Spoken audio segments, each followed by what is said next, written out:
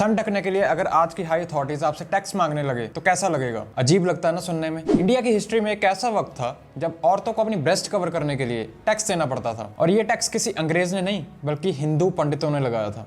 बात है त्रावणकोर केरला की। वहां पे कास्ट सिस्टम बहुत ज्यादा क्रूअल था और पंडितों का नियम था कि अगर नीची जाति की औरतें अपनी ब्रेस्ट कवर करेंगी तो ये हाई क्लास लोगों की बेइज्जती मानी जाएगी। इन नियम के चलते उन्हें बगैर कपड़ों के रहने के लिए सो कॉल्ड पंडितों द्वारा मजबूर किया जाता था, और अगर उन्हें सम्मान से जीना है तो उन्हें मुलक्करम यानी ब्रेस्ट टैक्स देना पड़ता था। और सबसे घटिया बात, ये टैक्स ब्रेस्ट के साइज के हिसाब से डिसाइड किया जाता था। जितनी बड़ी ब्रेस्ट उतना ज्यादा टैक्स। पर इस जुल्म के खिलाफ एक आवाज उठी, नांगेली। सरकारी दस्तावेज तो खामोश हैं, पर केरला की लोक कथाओं में ये नाम आज भी जिंदा है। चेरथला गांव की एक औरत जिसने पंडितों के बनाए नियम मानने से इनकार कर दिया। जब टैक्स कलेक्टर उसके घर आए तो नांगेली ने टैक्स देने से साफ मना कर दिया। उसने कहा उसे सम्मान चाहिए, भीख नहीं। विरोध जताने के लिए नांगेली ने जो किया वो सुनकर आपकी रूह कांप जाएगी। उसने टैक्स के बदले अपने दोनों स्तन खुद काट कर केले के पत्ते में रखकर ऑफिसर्स के सामने पेश कर दिए। नांगेली खून ज्यादा बहने की वजह से वहीं मर गई। उसकी कुर्बानी ने पूरे किंगडम को हिला दिया और डर के मारे राजा और पंडितों को अगले ही दिन वो कानून वापस लेना पड़ा। अब सुनिए वो सच जो आजकल रील्स में बहुत ज्यादा वायरल है